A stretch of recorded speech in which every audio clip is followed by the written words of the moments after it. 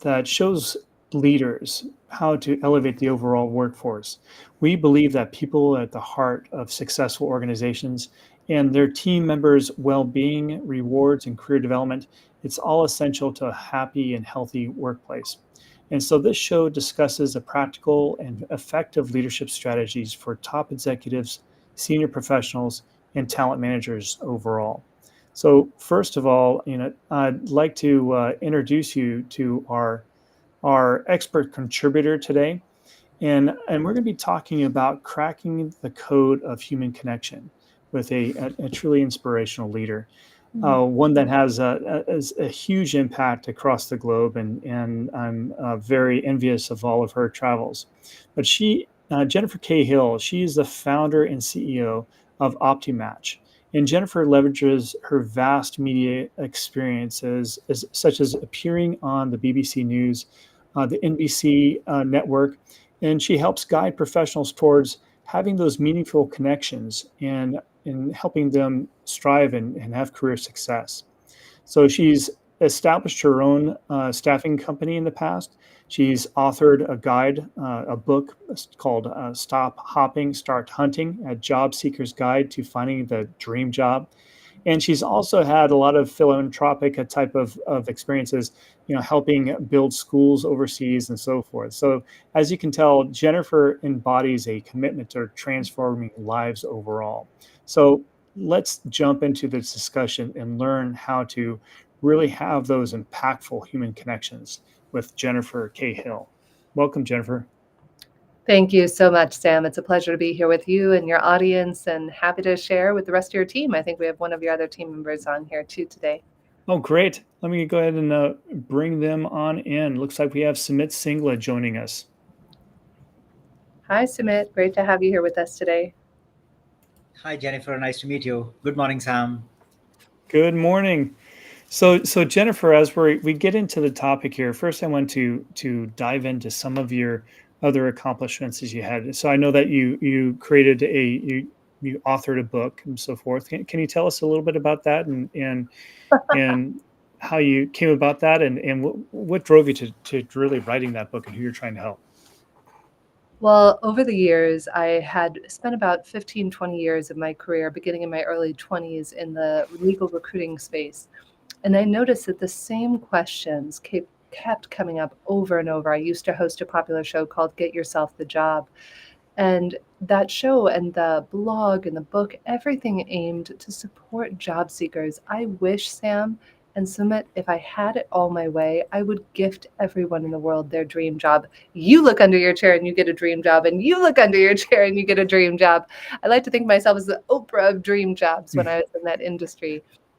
And I started off with a blog called Get Yourself the Job and wrote over 200 articles. And then people said, well, why don't you just, it'd be much better if you put this in a book format so we could have like the resume section, the interview section, the consciousness of job hunting section. And yeah, it got published. I did a book tour for it, accidentally wound up on Conan O'Brien. That's a story for another day. One of my staff members is like, oh, Jen, bring a copy of your book to Conan. I was going as an audience member. And I was like, Scott, I'm not going as a guest. I was doing a media tour, but I was certainly not being featured on Conan Life Goals. And accidentally, it's like a whole funny bit, but you'd have to Google my name and Conan's name to see the whole story. Wow, that's so fun. Yeah, we'll have to hear about that at some other time. But then you also have your podcast. So tell us about your podcast. Yeah, so after I completed, so we sold J Hill Staffing, which was my first company in 2018, to a subsidiary of one of the largest accounting firms in the world. And after selling that, we ran Get Yourself the Job, which was the old podcast, for a little bit longer. And then I kind of did a 180-degree pivot around that time. So it was late 2019. I was offered a TV hosting gig with a group called Awake TV and the opportunity to co-moderate a panel with Deepak Chopra and one of my favorite professors in college, Don Hoffman.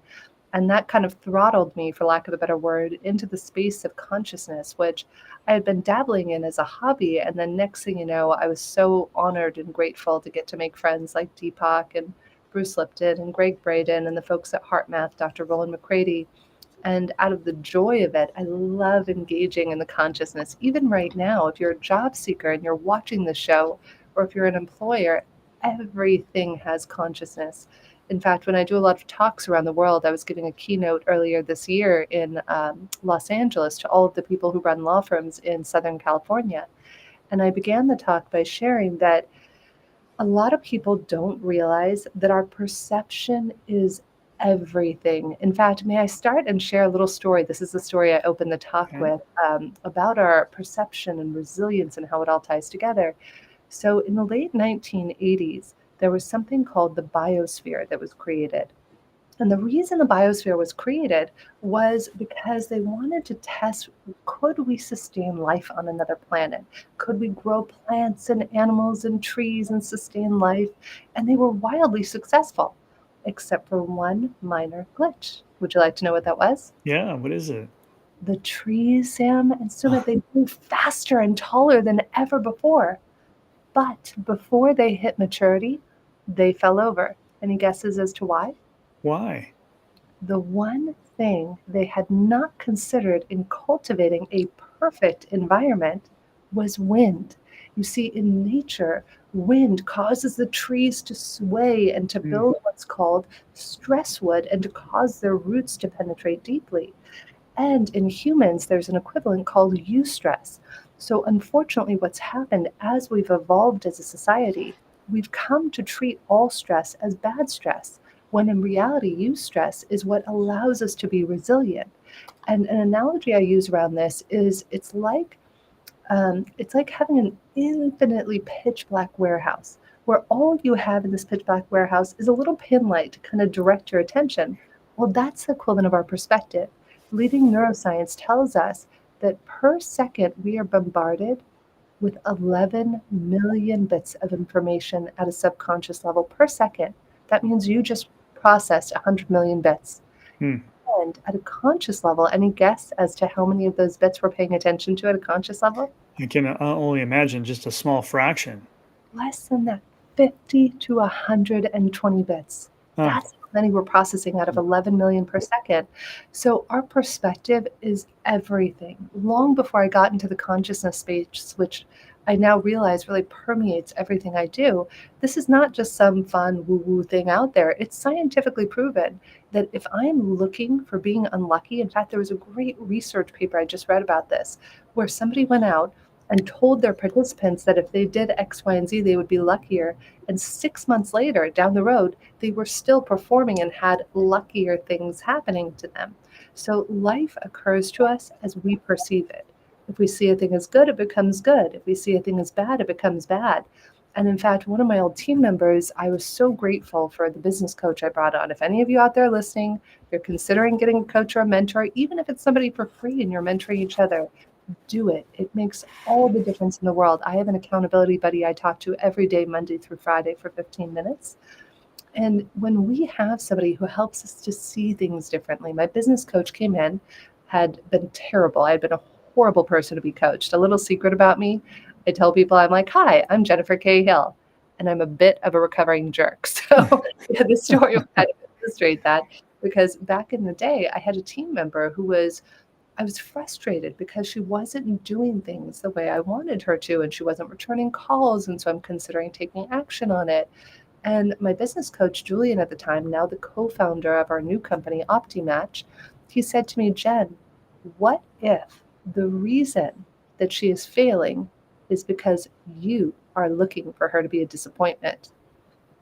Hmm. Excuse me, go screw yourself, mister. I was like, I'm going to fire you. No, that's Hmm. not possible. I was like, I have a list here.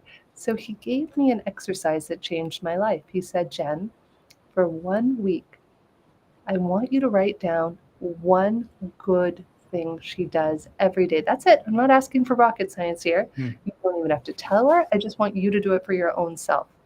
I did it every day. And at first, I did it begrudgingly. And then all of a sudden, it became easier and easier because all of a sudden, I was focusing those 50 to 120 bits of conscious information on what she was doing well instead of where I was frustrated. By the end of that week, she was kicking butt and taking names. And I am proud to say that she is the EVP who took over the company for me after I sold it. And she's doing even better than I did with running the company. It's still profitable 6 years post acquisition. Wow. So, I mean, you're talking about the importance of really reflecting and understanding, having a positive outlook on life, of course, but really thinking about appreciation, thinking about how people are impacting in a positive way, and not only focusing on the negative. Yeah. So, one thing I just want to point out there. I mean, this is one of the biggest problems that I see in organizations. I mean, there's just, for some reason, there's something in the human equation where we just have a hard time saying thank you. you know, and really, we're always looking for the negative. Why is that? I think that unfortunately part of it is societal. It depends on different cultures. I remember when I was building the first school I ever built in 2017 in Nepal, the people were so happy. They were just delighted and they had so little. They had so little, no running water, no toilets, no electricity. I think that as we've evolved as a capitalistic culture, we take a lot of things for granted, and appreciation is something we don't cultivate. Hmm. In fact, a wonderful guest I would recommend having on the show is one of my favorite guests I interviewed 2 or 3 times for the old Get Yourself the Job show, Dr. Paul White, who is the Oh, author of Appreciation at Work. So, Dr. White, when he first came on the show, he taught me something very profound. He collaborated with Dr. Gary Chapman, the author of The Five Love Languages. And they did the same thing in The Five Love Languages, but for appreciating one another at work. So fast forward, I've been applying what I learned from Dr. White, and I'm building our new team now as we've gone through the acquisition and we're growing. And we had a team member in our Bay Area office. And I will always remember asking him, I always asked every employee this as soon as Dr. White taught it to me. Day one, when somebody starts working with me, I say, how do you prefer to be appreciated? Would you like public acknowledgement in front of the team? Do you want, more one-on-one time? Do you like Starbucks gift cards? What makes you happy and feel appreciated and seen and heard? And this gentleman up in our Bay Area office said to me, Jennifer, please don't ever acknowledge me publicly. That would mortify me. I would be so offended by that and I'd probably quit. But he said, if you sent me a little private note to tell me what a great job I did, that would mean the world to me. But imagine how many bosses might mistakenly say, hey, great job, blah, blah, blah. And then he's mortified and quits a week later or quietly quits, right? How many of us have seen that happen? yeah. I mean, it's really important to know your people and what drives them.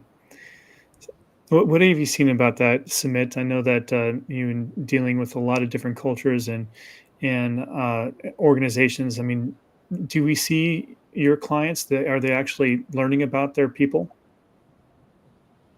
So yes and no. And Jennifer, when you were talking about appreciation, I was thinking of that in the Indian context, where although we're supposed to be a relatively polite society, um, simple things like just doing your own job, you're unlikely to hear a thank you for that. And a lot of people would question you. I mean, it could be something as simple as um, somebody who's a doorman holding the door open and you saying thank you, and the person might just turn back to you and say, "I'm just doing my job. What's there to thank me for it?"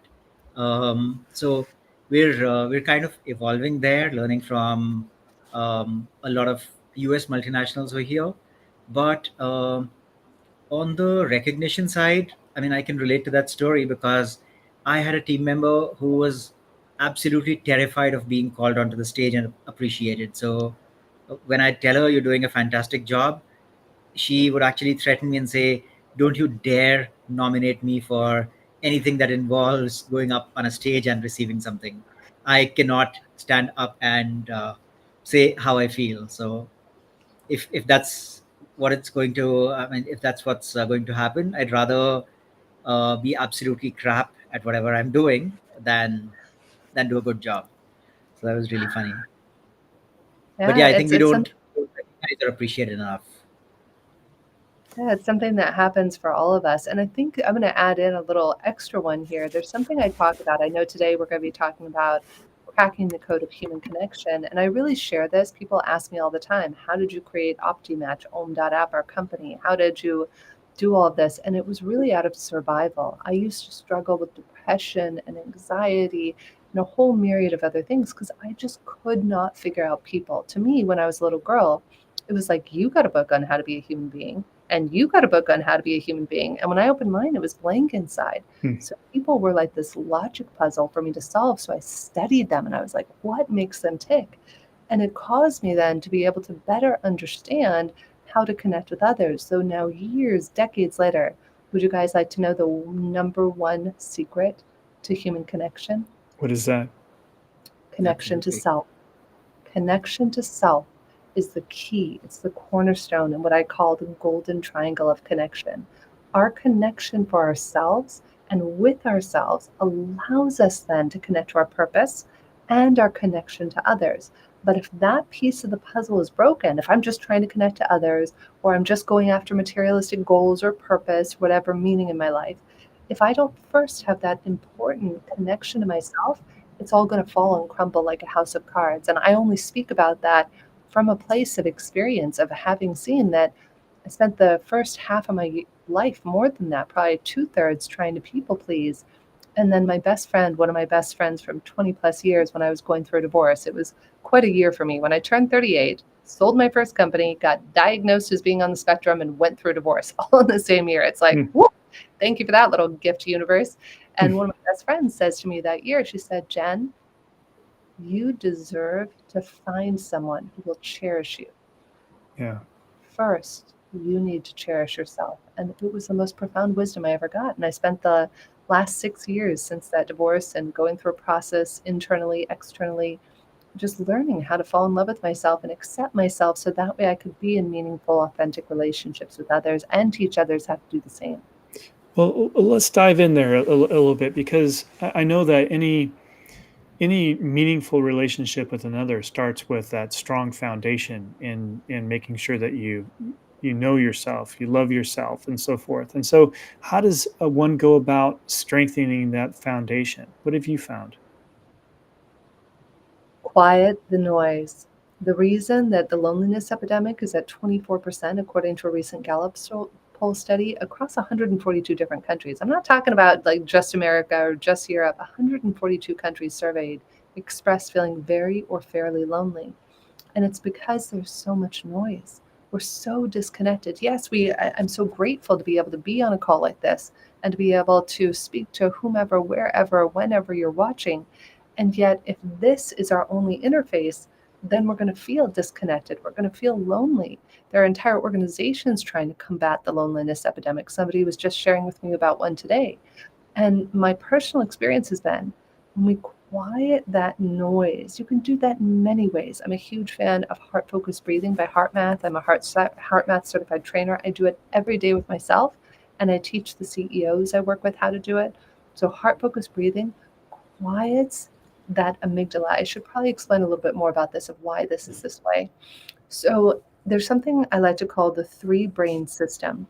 And that is the three parts of the brain that operate day to day for us. So the part of the brain down here is called our amygdala or Hmm. reptilian brain. That is the fight or flight sort of side of our brain. Then we have the mammalian brain, the brain that says, am I safe? Are you like me? Can I trust you? And then you have the neocortex, the higher functioning, the executive function, the ability that allows us to have deep, meaningful conversations, create new ideas, and engage with one another. What most people don't know is if the lower brains don't feel safe, the higher brain can't function. So for me, that is really the essence of why we're seeing this loneliness epidemic and so much disconnection in the world is if we can first self-regulate our nervous system. I use HeartMath all the time. I was doing it right before this call. People say to me all the time, busy business people, they're like, Jennifer, I don't have time to meditate. Who has time for this? I'm in back to back Zoom calls 16 hours a day. You know what? You have 1 minute. When you go to pee, do heart focused breathing while you pee. While you go to walk your dog, do heart focused breathing while you walk your dog. While you go to cook dinner or prepare a breakfast for the kids, whatever it is, we can live our lives at the effect of the excuses we make for ourselves and others, or we can be accountable for our own greatness, how extraordinary we are, and our happiness, though we don't get access to those higher levels until we first quiet and be sure that that lower brain feels safe. That's a whole premise that we built our new company, OptiMatch, around. Are you guys familiar with Google's Aristotle project? No. Well, I think maybe. Let's see what you have to say about it. I'll share it with you guys. It blew my mind when I studied this. So basically, in 2012, Google set out to find what has teams be successful. What is that Mm. secret sauce? They Yeah. studied 38,000 people, 170 different teams, and they had theories. They thought, oh, it's the people who go out for drinks. Oh, it's the people who are the same age or live in the same area. Wrong. The number one factor of successful teams, psychological safety. Hmm. That's really what we measure. Is we find, like, in fact, I'll give you a funny story about this that happened just the other day. We have a lot of service providers that we work with at our company, OptiMatch. And there was a service provider that I was finding myself to be a little bit irked by. I was like, oh gosh, I was getting a little annoyed by something and how it was done. So in OptiMatch, what we've discovered after studying this for 3 years is that we have four main motivators. Now you could argue that this is our theory. One motivator is fun. So some people are motivated by fun. Some people are motivated by facts. Some people are motivated by accomplishing and getting shit done or being a type A. And some people are motivated by other people's needs. So if my motivators and your motivators misalign with one another, if we're, say, 0 to 5 points above or below mine, is an OptiMatch. It's ideal. There's very little friction most of the time. In more cases, though, if you get to 10 or 20 points variability, I might feel frustrated by you or angry with you and not even know why. I've seen this with teams that we've consulted with and applied this algorithm with. And just the other day, I had a team, this person we were working with, and I was feeling so triggered and activated. And the person happened to answer the matching questions. And the moment I saw their numbers, that they were a significantly high facts person, or what we call Apple, in that moment, I dropped into deep compassion because I realized, oh my gosh, they're not being obstinate or misbehaving. They're just motivated differently. And that is the gift I wish I could give to the world. I wish that I could give it to romantic partners, to friends, to colleagues, to bosses and those they supervise. I wish that we could all learn that what if we're not misbehaving? Just like I was treating that employee of mine a couple of decade or so ago. What if we're all just motivated differently? And what if we could cultivate compassion, empathy, and sympathy for the differences in our motivations rather than making one another wrong? Yes. And that just brings us back to knowing thyself, right? Again, so you just mentioned, one of the key aspects that you think that is important is to quiet the noise. Mm. Now, does that really is the purpose around that really to just think about certain things that are important to you? I mean, I think that we are bombarded with so much information nowadays that we don't have time to think through issues or what if scenarios. What if this happened? How would I react? What if my girlfriend breaks up with me? How will I react with that? It's like, is that part of it? Is that just not thinking about things like that? For me, I would say it's less of that. For me, I think that I don't want to call it a problem. I try to be very thoughtful of the words I Mm. use. The opportunity we have is even that is a slippery slope. Oh, what if my girlfriend breaks up with me? What if you could just sit quietly, Hmm. regulating your nervous system, breathing? Then you're not going to come from a reactive place. You're going to be able to come from a proactive place. So even if your girlfriend breaks up with you, even if you get fired, even if your kid comes screaming or the dog's Mm. barking, that you can still be in your higher brain function and present and consciously aware, as my friend Arthur would call it. When we do that, when we quiet the noise, even if you did it for 1 minute a day, start with 1 minute a day, set an alarm for 1 minute a day to be in silence. We have so much. We have podcasts, we have news, we have media, we have all these things, people, cell phones, texting. What if we could just sit in silence? I spend 2 hours a day in prayer and meditation, and people say, "Why do you do that?" I'm like, "So I don't destroy the world." No, I'm just kidding. Because that's what allows me to connect to the deeper knowing. We all have the answers within us. It's that old adage, like, ha ha ha, we all have the answers within us. I remember I was in the back of an Uber on my way to a place, a sacred site in Ireland. I was just going as a tourist and listening to a meditation. I recommend this. If you're on a subway, if you're on a bus, listen to a meditation maybe sometimes. Just sit down, quiet the mind. And I'm listening to this meditation, and they're going through some chakras and some simple stuff. And all of a sudden, boom, the formula for consciousness got downloaded. I was like, what? And I called my friend Don Hoffman, who he and Deepak Chopra and I do shows together. And I was like, Don, I just got this formula for consciousness. I know you're actually writing this scientifically. Does this sound accurate?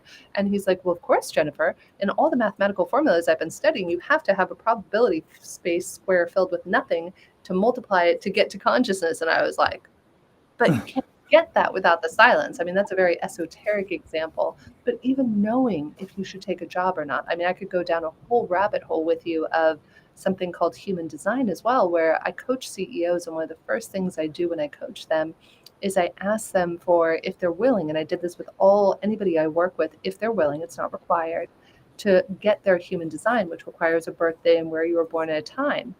And when you get that, 70% of the world are what's called generators or manifesting generators who feel clear yeses and nos in their body. So imagine, what if you had this like radar that you could feel, yes, it's a good idea to take this job, or no, it's not a good idea. I just had one of my coaching clients who got an offer on Shark Tank and decided to turn it down using this exact Hmm. methodology. And we have the capacity internally to know whether to go right or left, straight or backwards, to accept the job offer or to quit. And yet it's so muddied by all the noise. So the more we drop into that silence and learn to listen to ourselves and our inner knowing rather than all of the noise, whether the noise is from friends, loved ones, colleagues, or the news or the media. None of it is good or bad or right or wrong, but the power really does lie within us. So basically, in quieting the noise and spending time in meditation, thinking about ourselves, develops that intuition Mhm. that we can learn to listen to, that helps guide us through making those critical decisions in life. Yeah, you could look up a dear friend of mine, Dr. Roland McCready, who's the lead scientist at HeartMath. This is not some woo-woo out there thing I'm telling you about. This has been studied for 40 years. I didn't know this before I met Roland 4 years ago. Did you know the heart has its own brain and that the heart sends more information to the brain than vice versa? And Wow. that they've actually done studies where one of my favorite studies HeartMath did, if you want to know more about the heart's intuition, is they scientifically studied it where they had a group of people and they randomly flashed images. And some of the images were very jarring images like death and war and horrible things or snakes. And some of the images were placid lakes. And a few, I think it's seconds or milliseconds before the image was even put on the screen, the participant's heart would respond and would know whether it was going to be an activating or a calming image. Wow, that's incredible. it's just, I mean, I think that there's just so many things that we don't know, and we have to be open to these connections. I mean, I'm just seeing more and more, especially as we're dipping our toe into quantum physics nowadays, and looking at quantum computers, and dealing with reality that we see on a regular basis. We're finding that there's a little bit of an overlap between the metaphysical things in life, and that are hard to explain, and in pure science. So I think that's just something that we need to keep our mind open to. Yeah, it's all just something to play with. It's just not to get too stuck or entrenched, to be like the tree that I gave the example of, to be able to sway with the winds and to be able to be resilient and develop that stress so that when the hurricanes of life come hurling at us, literally or metaphorically, that we're able to bend with the winds of challenge and the tests that we're faced with.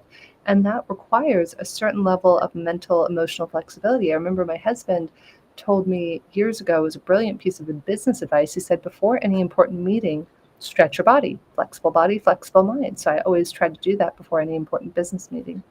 Good advice. So as we revisit the concept of you saying that we need to kind of, like the tree, for instance, needs to have the wind, needs to have that stress, that pressure test, and build resilience. And what about our connections with others? Do we need to pressure test those from time to time as well? It's a really great question, Sam. Let me tap into that for a second. I think that, give me an example. Let's pause for a moment. Give me an example of how you would stress test it, and then we can. Well, I often see that in society, and when pure strangers go through a common experience of a Mhm. calamity or something like that. I mean, you often see sometimes people get together and work closely with one another to solve the issue, in that emergency mode. So I think that's a way that we can see some stress that brings people together, and forms bonds that weren't there originally. Mm, great question.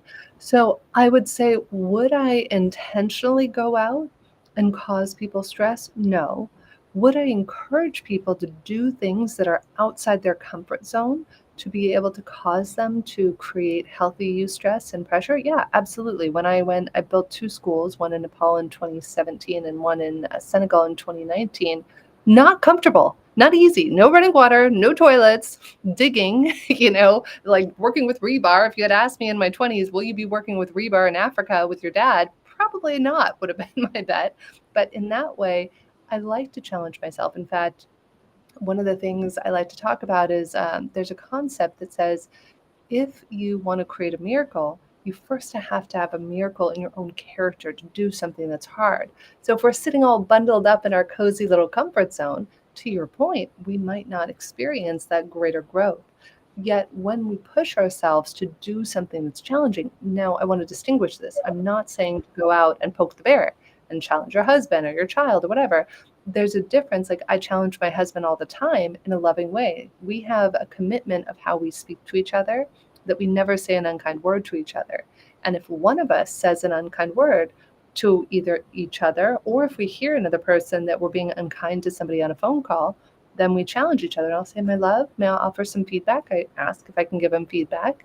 And he'll say, yeah, honey, go ahead. I'll be like, is that really how you were committed to speaking to that person? Not from a place of judgment, truly from curiosity. He's like, probably not. I said, okay, cool. How might you have talked to that person differently? He said, I probably could have been a more considerate of where they're coming from. So in that way, yes, always challenging ourselves and one another to be the best version of ourselves in that way, absolutely. But would I intentionally cause somebody harm? No, I wouldn't want to do that. But I think that we all have opportunities throughout every day in our lives to evolve. And I actually have a practice every night.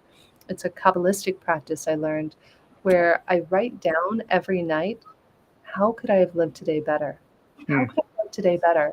Was I a jerk? I have had some moments, if I'm being totally transparent with you and with Sumit and your audience, where I have not been my best self in the last 24 hours. I've had probably 3 or 4 moments that if I had a eraser, I could go back and do it again. Didn't handle it well. Like I had a dog run up and attack me on the street yesterday while I was out walking. And I had a few words. I did not yell or scream. I was like in tears because I had been attacked by a dog as a little kid. And I said, ma'am, you're being selfish. Like I probably wasn't as bad as I could have been, but I also probably could have been more thoughtful and had it land better than being somebody who was upset emotionally. Sure. So I reflect every day, how could I have lived today better? What am I proud of myself for? Going back to that appreciation, what if nobody else acknowledges you? What if nobody else acknowledges you for that extra hour of work you put in that nobody else knows about, or that extra slice of cake you didn't eat, or the fact that you had water instead of soda with lunch, whatever it is? Acknowledge yourself for it every night. That's where it goes back to that self.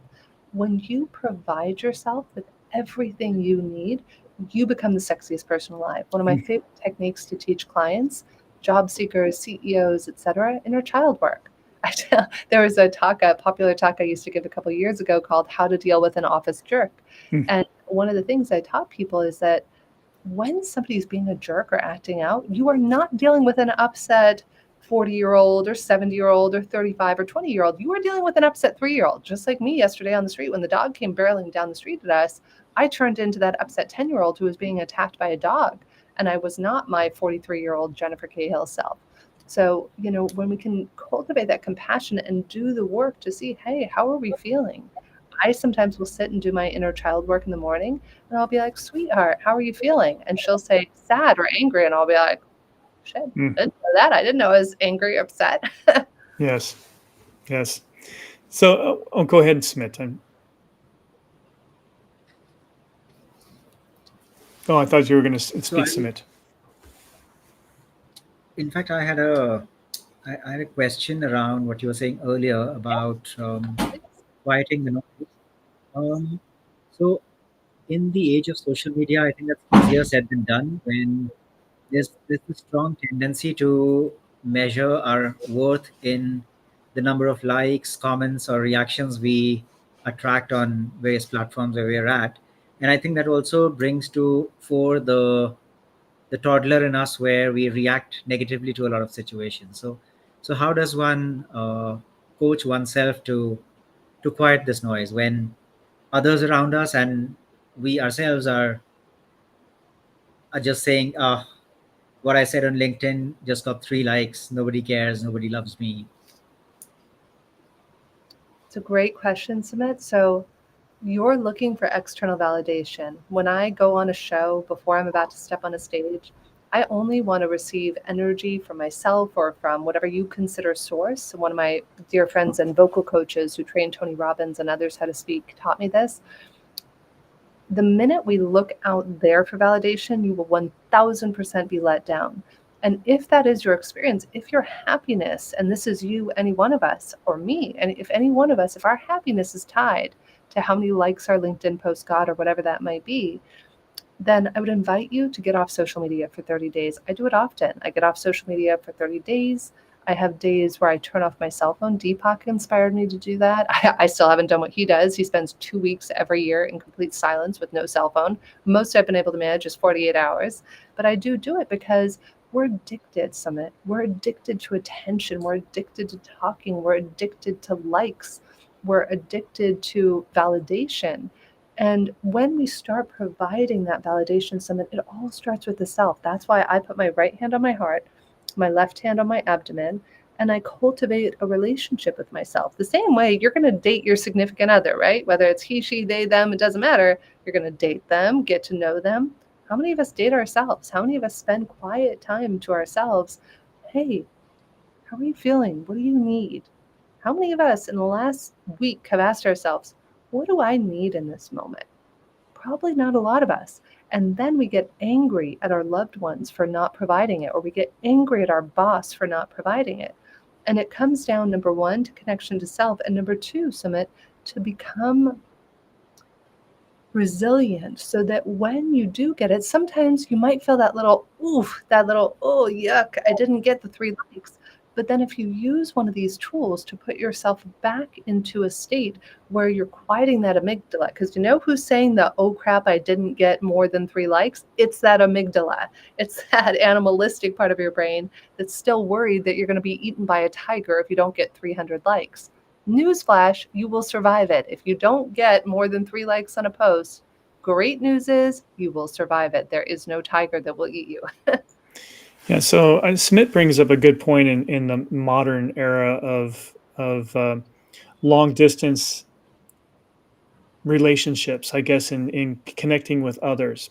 So I often think about a story my son was telling me, or he was actually experiencing. He's playing video games and he has this headset on and he's talking to friends and he's talking to his other family members that are playing the same game from afar, and he's spending a lot of time. But when he gets off of that game, he somewhat feels empty. There's um, there's a difference between connecting online in a digital realm and then having that physical human connection with someone. So what do you think about that, Jennifer? So a very good point. I went through that firsthand during COVID. So I'd sold my company in 2018, 2019, end of 2019, before COVID hit. I was planning to travel the world. I had like a month planned in Bali, a month planned in South Africa. Thanks for that little gift, universe. That was not on my plan list. So I found myself in COVID in March 15th or whatever it was, 14th of 2020, by myself, deathly ill in London for 2 months, where I knew one person who I couldn't even really see there, and didn't touch another human being for 2 months. And it was challenging. And one of my spiritual teachers said, you're addicted to touch, so work on that. Could you soothe without touch, let alone having that human connection? Another teacher of mine at that time said, could you connect with a human being, just like I'm connecting with you right now? Do you feel heard and seen and connected to in this moment, Sam, with the way I'm connecting with you? Absolutely. So that's it.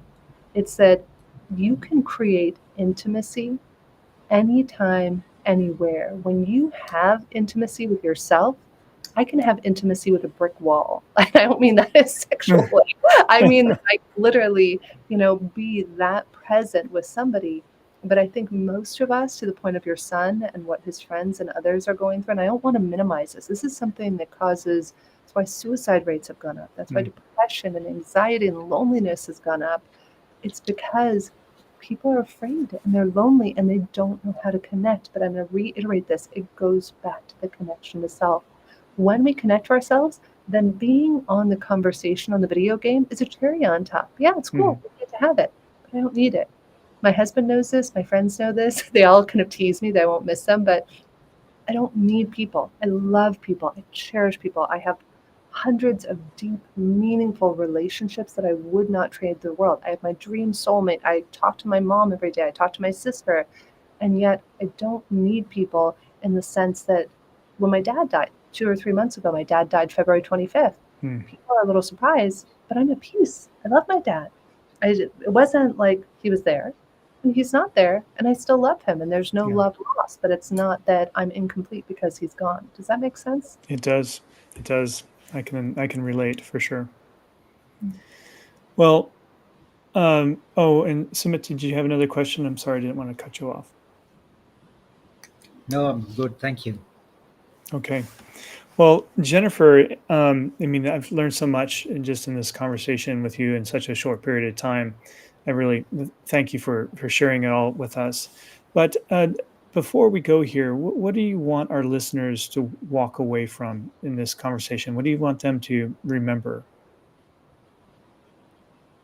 Be kind and compassionate to yourself, and that will lead to your ability to be kind and compassionate to others. As somebody who's a bit of a recovering jerk who used to be incredibly unkind. Like, my God, if you talk to the people I worked with when I was first building my first company or when I was a teenager, I did so many things that were unkind to other people. And that was really a reflection of how unkind. I mean, if you had lived a day in my head, you wouldn't have made it. That's how painful it was. Hmm. And the more we can cultivate that internal kindness, that internal compassion, even if everybody around you is being a jerk, you can still provide that to yourself. And that's the gift I wish I could give to every one of you. You don't need to look externally. You can provide yourself for everything and with everything that you need. And all the love you've ever desired, it's right there. You have it. And when you do that, you become the sexiest, most enticing, best job seeker, best boss alive. Because then you're not trying to take.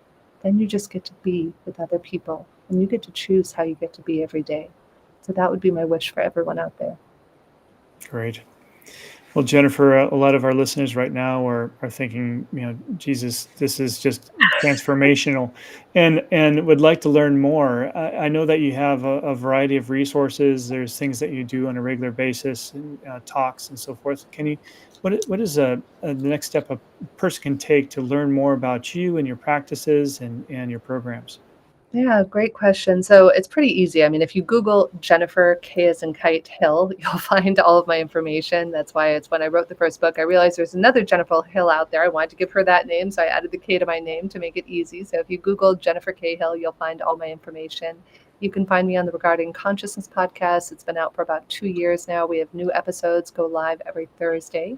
And if you go to om.app, you'll be able to find the media page with a lot of other recent podcasts. This podcast will go up there along with others.